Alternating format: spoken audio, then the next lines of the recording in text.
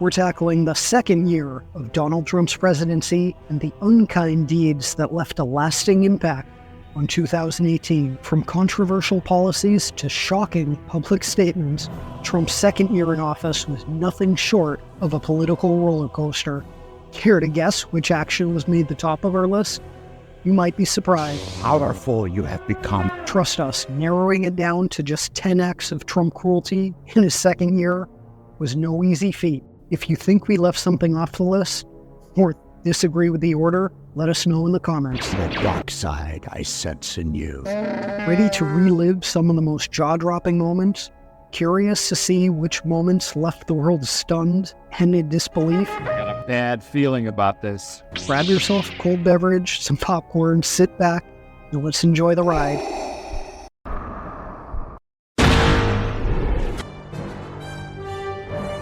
Hey, suffering, death.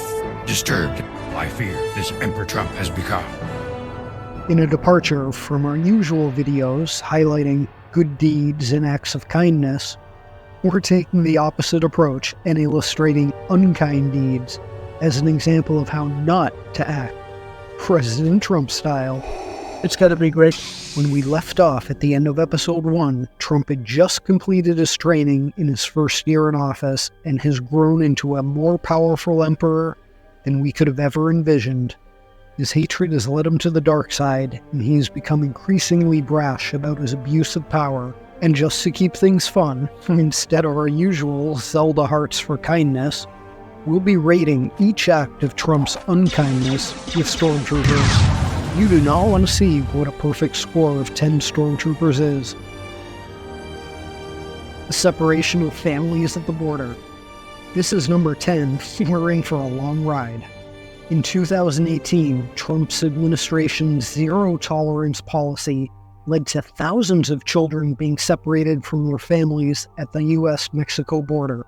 The policy was criticized globally for its cruelty and for the trauma that it inflicted upon these families. Separating families at the border, it's like Vader separating Luke and Leia. Cruel and unnecessary. A country without borders is not a country at all. The United States will not be a migrant camp, and it will not be a refugee holding facility. Won't be. You look at what's happening in Europe, you look at what's happening in other places, we can't allow that to happen to the United States, not on my watch. A government shutdown over demands for a border wall. Trump's demand for a $5.7 billion border wall caused the longest shutdown in U.S. government history, and it caused 800,000 government employees to go without paychecks. This move highlighted the administration's willingness to put political promises above the well-being and livelihood of American citizens. Holding the government hostage over a border wall, that's something only a Sith would do. Force is strong in this one. A lot of wall has been built. We don't talk about that, but we might as well start because it's being built right now, big sections of wall, and we will continue that. I must have missed the wall being built. What wall? Where's it being built, Tom? Well, I think what he means, they're upgrading certain parts of the wall. That's not a wall. Stop saying it's a wall. There's no wall. If you want a wall, say, we don't have the wall, and I know it's Bags, he made the promise, but they're not building the wall. Trump's idea of negotiating. He's like a kid holding his breath until he gets what he wants. So we're going to build a wall. Who's going to pay for the wall?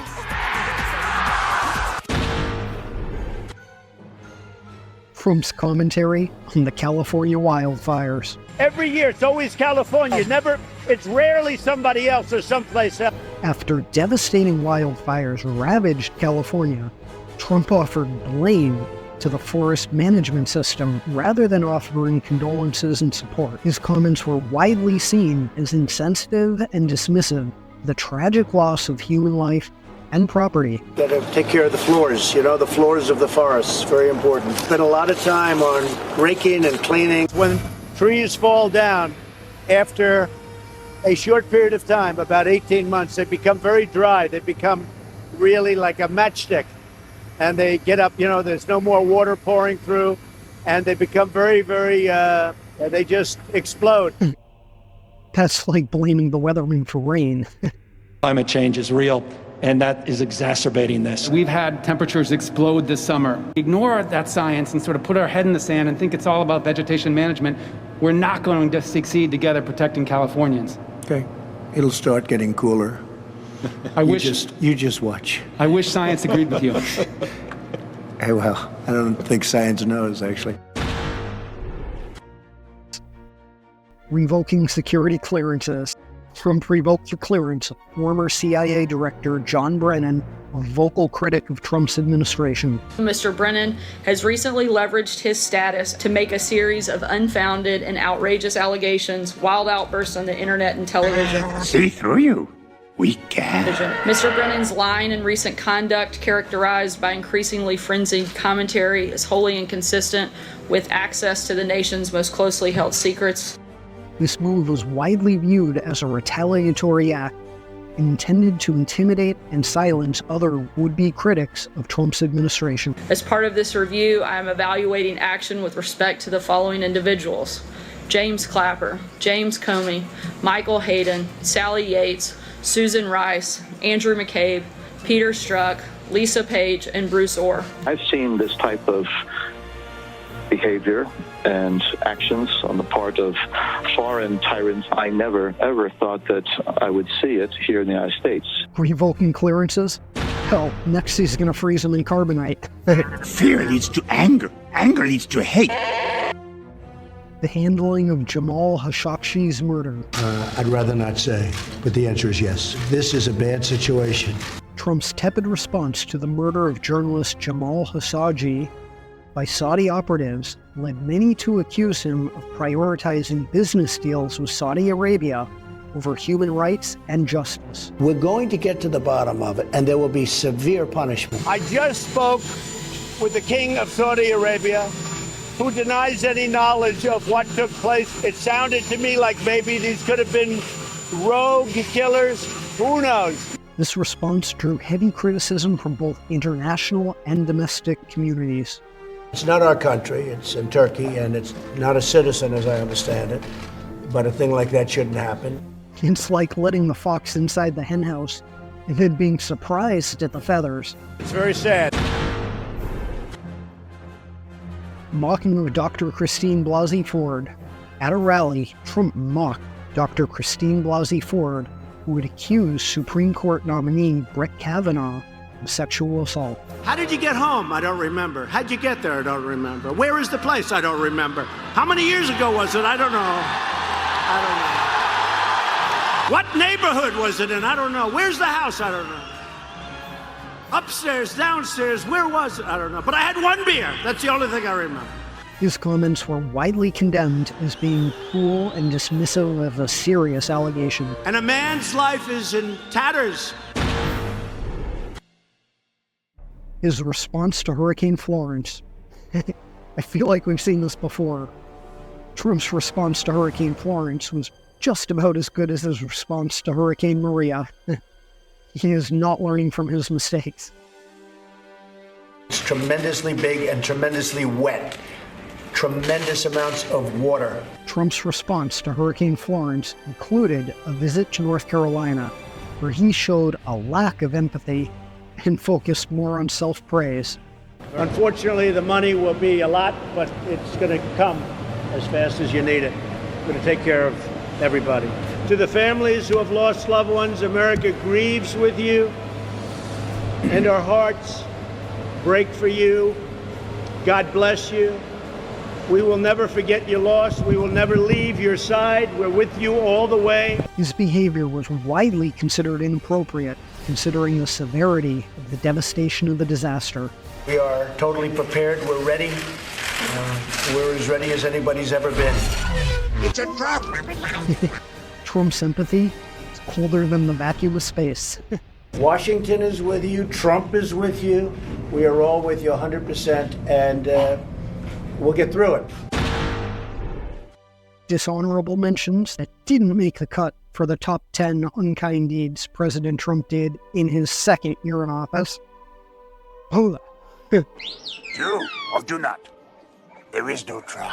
Criticizing allies at the NATO summit. Many countries owe us a tremendous amount of money for many years back, where they're delinquent, as far as I'm concerned, because the United States has had to pay for that. Trump took a confrontational approach to our NATO allies. Of course he did. We have increased demands on military spending and questioning the alliance's relevance. That's like demanding that your friends pay to go to your birthday party. We have always been able to unite around our core task to protect and defend each other because we understand that we are stronger together than apart. I think it's a very bad thing for NATO. Paying hush money to a porn star. The revelation that Trump was paying hush money to an adult film actress, Stormy Daniels, raised concerns about his campaign's finance violations. He is more secretive than Palpatine's rise to power. Family separation policy at the border seems to be a recurring theme on this list. The implementation and defense of the policy that separated parents from their children at the border. You have got to be an exceptionally unkind human being to separate parents from their children. You have got to be an extra special unkind asshole to separate parents from their children and brag about it publicly. Very powerful border, and it continues to be a zero tolerance. We have zero tolerance for people that enter our country illegally. Twisted and evil. Comments on Haiti and other African countries. During a meeting, Trump referred to Haiti and other African countries as shithole nations. Of course he did. His comments sparked international outrage and accusations of racism, damaging diplomatic relations with several of the offended countries. The migrant caravan. Trump responded to the migrant caravan with fear-mongering and the deployment of thousands of troops to the border. That's like using a sledgehammer to kill a mosquito. His rhetoric and action were widely criticized for dehumanizing asylum seekers and for exploiting the situation for his own political gain. This will be the election of the caravan. Number 2 on our list, praising of international dictators and authoritarians. In 2018, Trump praised several authoritarian leaders, including North Korea's Kim Jong-un and Russia's Vladimir Putin, raising concern about Trump's admiration for undemocratic regimes. Good to have a good relationship with Putin and Xi and all these people that have lots of nuclear weapons. And Kim Jong-un I had a good relationship with. He's a tough, smart guy. I wonder if your feelings are clear. Well, he is very talented. Anybody that takes over a situation like he did at 26 years of age and is able to run it and run it tough, you'd be very surprised. Very smart, very good negotiator. Really, he's got a great personality. He's a, funny guy. He's a very smart guy. He's a great negotiator. He loves his people, not that I'm surprised by that, but he loves his people. I think he liked me, and I like him, and I understand the past, and, nobody has to tell me he's a rough guy. He has to be a rough guy, or he has been a rough person, but we got along very well. His warm interactions with these leaders were viewed as endorsements of their repressive tactics. Praising dictators is like Vader complimenting the designer of the Death Star, admiring those who build instruments of oppression. Trump's dictator praise is like applauding the class bully for stealing lunch money. You're rewarding bad behavior. These praises helped undermine democratic values and helped embolden authoritarian regimes all around the world. He's a killer, though. Putin's a killer. A lot of killers. We got a lot of killers. Why, you think our country's so innocent? He says, "You're not going to be a dictator, are you?" I said, no, other than day one. This is how liberty dies, with thunderous applause. And number 1 on our list of top 10 unkind deeds by President Trump in his second year in office, destroying the planet. The global warming and that, a lot of it's a hoax. It's a hoax. Rolling back environmental protections. In 2018, Trump's administration rolled back numerous environmental protections, including regulations on clean air and water, and they opened up more public lands to gas and oil drilling. These actions were widely criticized by environmentalists and scientists. The regulation industry is one business I will absolutely put to an end day one. Trump's environmental policy, it's like starting smoking again because you miss the smell. Dangerously short-sighted. These rollbacks prioritized corporate interests rather than environmental sustainability or public health. Trump continued to dismiss climate change as a hoax and rolled back several of the initiatives aimed at combating global warming. Perhaps no single regulation threatens our miners, energy workers, and companies more than this crushing attack on American industry. His administration's stance on climate change was met with international concern and condemnation. Ignoring climate change is like the empire ignoring the rebel threat. Disastrous consequences are inevitable. This dismissal of scientific consensus on climate change hindered global efforts to address the environmental crisis. We're going to cancel the Paris Climate Agreement. There you have it, folks. The top 10 list of President Trump's unkind deeds in his second year in office. Each action not only shocked the nation, but left a long-lasting impact on both the international and national political landscape. If you thought this list was wild, just wait until we get to episode 3. It's gonna be great, let me tell you. Click here for the next episode. What the f***? May the Force be with us all. May the Force be with you.